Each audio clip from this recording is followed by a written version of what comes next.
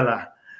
Euh, la seule chose sur la TVT qui n'est pas contrôlée par les décideurs, c'est les avis de décès. Encore que. C'est-à-dire, la seule chose sur la TVT qui passe et qui n'est pas contrôlée par les décideurs, c'est les avis de décès. À part ça, tout le reste est dicté de quelque part. Il y a 3 institutions qui... Ah oui. Ouais, il y a un sujet concernant Trimoine que j'ai oublié. Je vais revenir là-dessus, après la TVT. Ah ouais, il ne fallait pas que j'oublie ça. Merci de m'avoir rappelé. Donc, la TVT reçoit ces instructions de 3 entités différentes. Il y a la présidence de la République, en tout cas l'ancienne présidence qui est devenue le PC. Il y a la primature et il y a le ministère de la communication. Et donc, le journal qui doit passer à 20 h, vous imaginez, nous sommes en 2025, hein, le journal qui doit passer à 20 h sur la TVT, c'est le ministre de la communication qui valide le conducteur, à défaut son directeur de cabinet. Si le ministre de la communication ne valide pas le conducteur, le journal ne passe pas. Comment est-ce qu'on peut imaginer en 2025, la télévision est apparue dans les années 70 ou avant, en 2025, pour passer des informations sur une télévision publique, il faut que ce soit le ministre qui valide le conducteur. Donc, le ministère de la communication et de la culture, son rôle est réduit à ça. Et donc, je vous ai cité les 3 entités, la primature, la présidence et le ministère. Et le ministère est plus proche de la TVT, intervient parfois directement, soit par la ministre elle-même, ou soit par son directeur de cabinet, qui a dit à l'autre, qui l'a combattu, que la primature, la présidence aussi. Du coup, à l'origine de cet incident, il y avait déjà d'autres problèmes que je vais vous lire tout à l'heure. J'ai recueilli des témoignages venant même de la boîte. Mais à l'origine de cet incident, il y a eu un reportage au Japon. Vous savez que lors du sommet au Japon, il y a eu 2 événements. Il y avait le sommet des chefs d'État et des chefs de gouvernement à Osaka, et puis il y a journée culturelle, je ne sais pas quoi, qui s'est déroulée à Yokohama, exposition universelle à Yokohama. Donc, il y a 2 délégations qui sont parties dans 2 destinations différentes. Une première destination avec Fonya Simbe à Osaka et une autre destination avec les opérateurs économiques et quelques artistes à Yokohama. Et donc, la foire Togo 2000, c'est ça qu'ils appellent la CETEF, dans le centre d'exposition de quoi, voilà. CETEF était de cette aventure à l'exposition universelle. Sauf que la CETEF ou le CETEF n'a pas voulu voyager avec des journalistes de la TVT. Ils ont sollicité les services d'une agence indépendante qui est allée avec eux là-bas filmer tout. Leur séjour, toutes leurs activités. C'est l'agence qui s'est occupée de filmer tout ça. Et donc, quand ils sont revenus à Lomé, l'agence a monté l'élément, a monté tous les éléments, et le CETEF a remis la bande au ministre du Commerce, qui est leur patron hiérarchique, parce que le CETEF, la foire Togo 2000, dépend du ministère du Commerce et de la promotion, je ne sais pas quoi, le ministère je ne sais plus comment on l'appelle. Donc, il remet la bande à Madame Sambiani Mivedor, qui, elle autre, envoie la bande à son collègue, Madame Kuigan, puisque c'est elle qui valide pour publication. Donc, elle envoie la bande, l'élément, à la ministre de la Communication pour publication, et elle a attendu, il n'y a pas de réponse, la ministre n'a pas réagi, et pourtant c'est son collègue. Donc, ne voyant pas venir de réponse de la part de Florence Kuigan, Madame Mivedor va saisir la présidence,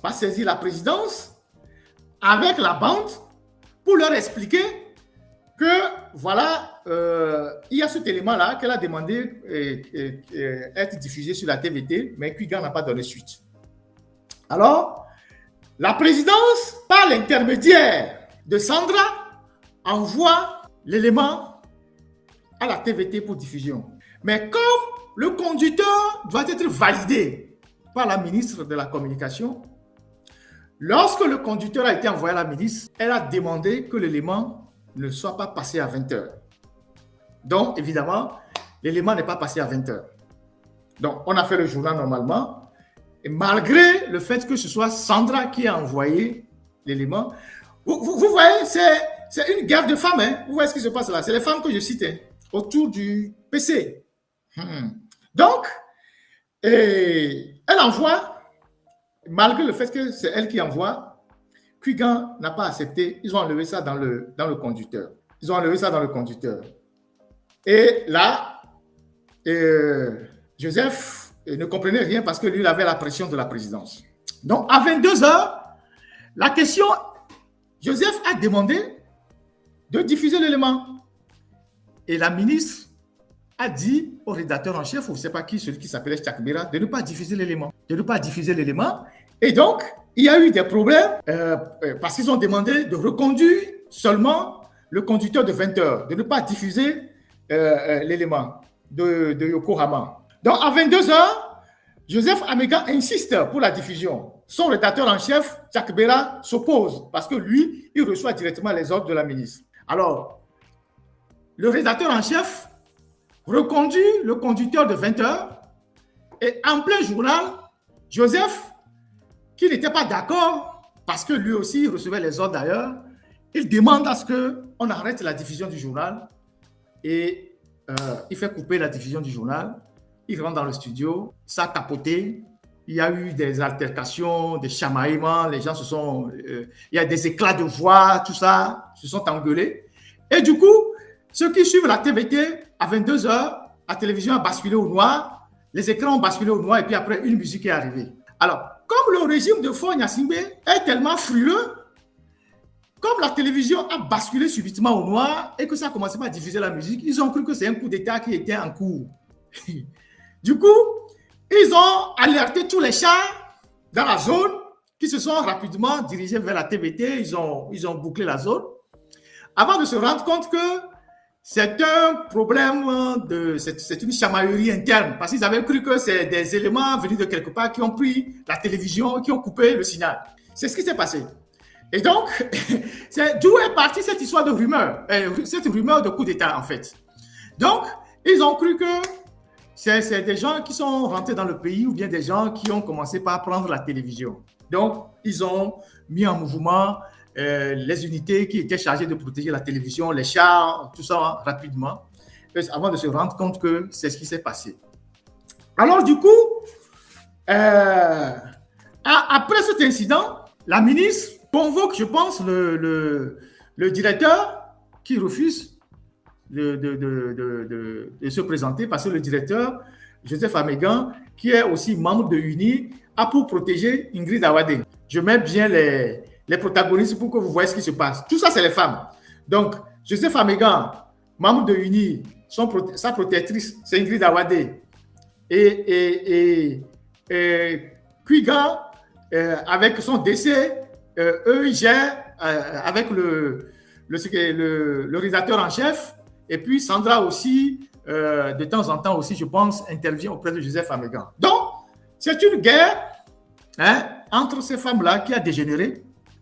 Et donc, finalement, Joseph ne s'est pas présenté à la convocation de sa patronne qui a pris un arrêté pour le limoger et a envoyé Franck Bissité aller lui tendre l'arrêté au boulot avec sommation de quitter son bureau immédiatement. Franck Bissité qui s'est déplacé au bureau à la TVT pour voir Joseph Amégan. Joseph Amégan étant dans son bureau, a dit qu'il n'était pas là, a refusé de le recevoir et les choses sont allées dans tous les sens. Alors, c'est une boîte à problèmes depuis des années. Et selon les témoignages que moi j'ai recueillis, il apparaît que depuis le départ de Yovo-Devi, la direction de la TVT a été assurée par un certain monsieur Epé. Il était un directeur par intérim. Il est resté pendant 3 ans et lui aussi n'a pas voulu partir. Et après sa retraite, il s'est fait un contrat avec l'appui du ministre Aïwadan. À l'époque, le ministre Aïwadan était pratiquement le directeur de la TVT, c'est lui qui signait les documents. Donc, il a continué par diriger la TVT, mais quelques mois après, les autorités ont demandé au ministre de le libérer, ce qui a été fait. C'est là que Franck Missité, qui était, lui, un ancien de la maison et qui est parti au ministère, est rentré en jeu. Donc, selon les témoignages, Franck Missité, ce qui est vraiment curieux, il venait animer des réunions à la télé et il disait que quand il sera directeur, il va renvoyer beaucoup de gens, que des gens sont incompétents. Parce que Franck Missité était sous Aïwadan. Et donc, entre-temps, Aïwadan a nommé Carole comme coordinatrice de la télévision et cette dernière devait rendre compte directement au ministre. Quelques mois plus tard, Carole a été nommée directrice de CFRC et la coordination a été confiée à Joseph Amégan. En 2023, le ministre Aïwadan part et est remplacé par Mme Cuigan et celle-ci nomme Joseph Amégan comme directeur par intérim.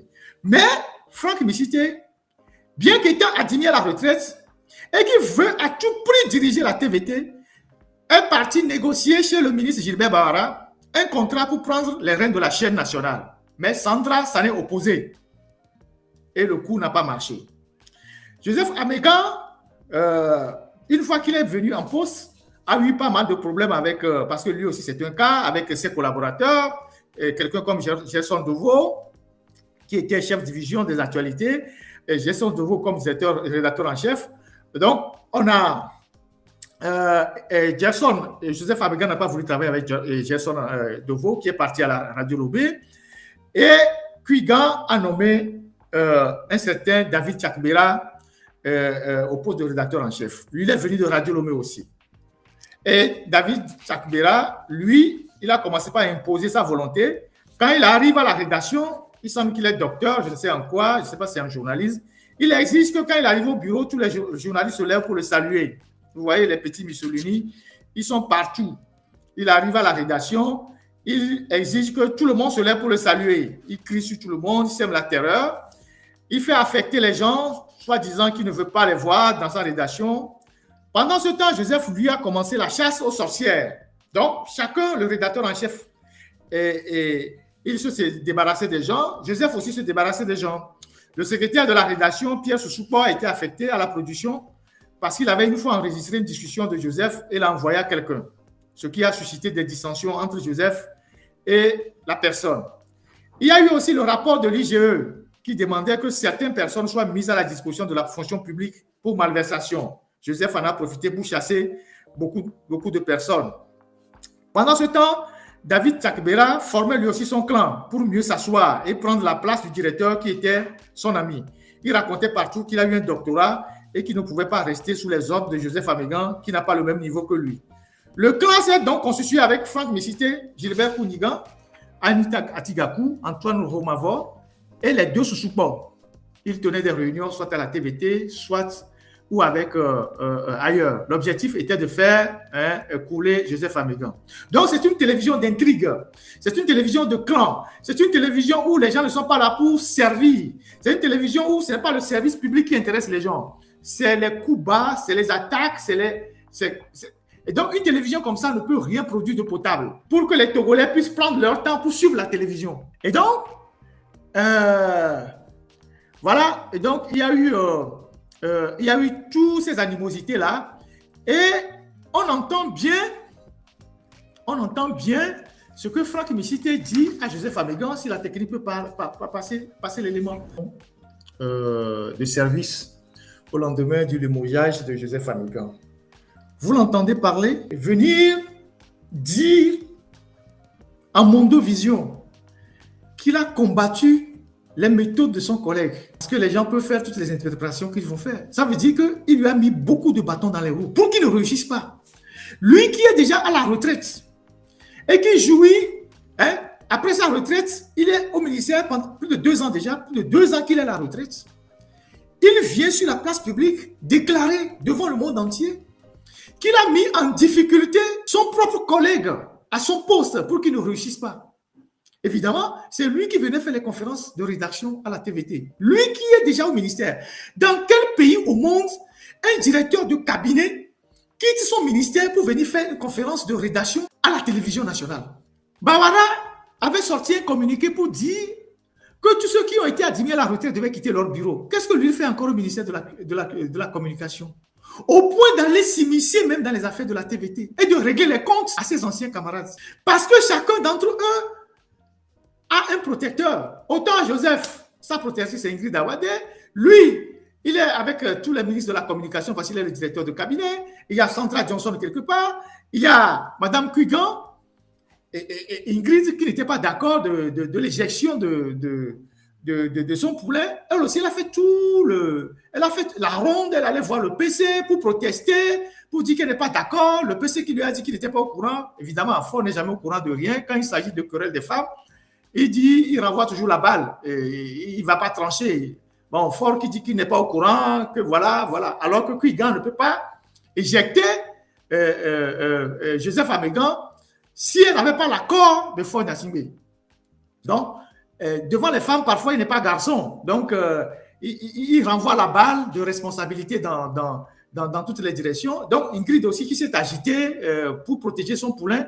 Et c'est ça la gestion des affaires de la République. Et c'est les Franck Missité là qui ont créé une cellule à la TVT et au ministère là-bas pour insulter les gens sur les réseaux sociaux avec les faux comptes. Avec tous les petits farfelus qu'ils ont recrutés à qui ils payent 70 000, 80 000 pour insulter les gens sur les réseaux sociaux. Un ministère de la communication est réduit à ça. Madame Kuigan, Florence, ne réfléchit pas à moderniser la TVT, à moderniser les antennes de la TVT à l'intérieur du pays.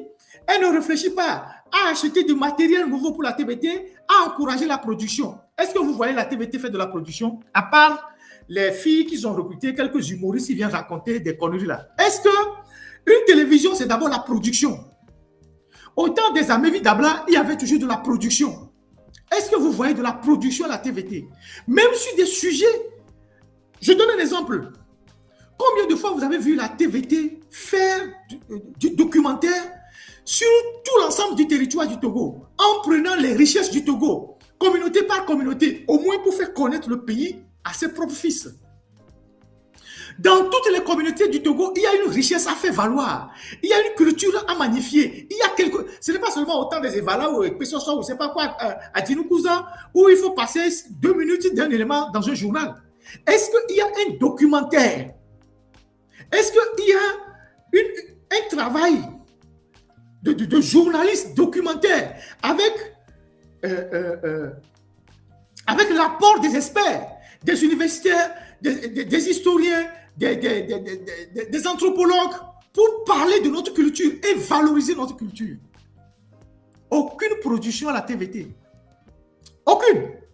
Au contraire, les sous que la TVT produit, le ministre veut qu'on lui en donne.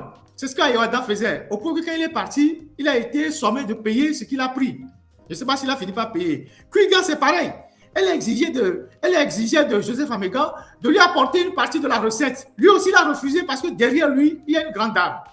Les problèmes aussi ont commencé par là. Parce que la TVT, elle produit de l'argent. Normalement, les sous que produit la TVT doivent aller au trésor. Je ne sais pas si la TVT bénéficie d'un statut autonome, mais a priori, les recettes de la TVT, de Edith Togo, tout ça, doivent aller au trésor. Donc, tous les ministres de la communication mettent toujours la main sur cet argent-là, que ce soit à Edith Togo ou ce soit à la TVT ou Radio Lomé, en complicité avec les directeurs. Chacun prend une partie. Donc, voilà comment, en 2025, une télévision nationale est managée. Une télévision nationale est managée comme une boutique de quartier. Comme une boutique. Moi, même si je crée un web média, il sera mieux managé que ce qu'ils sont en train de faire. Comme une boutique de quartier.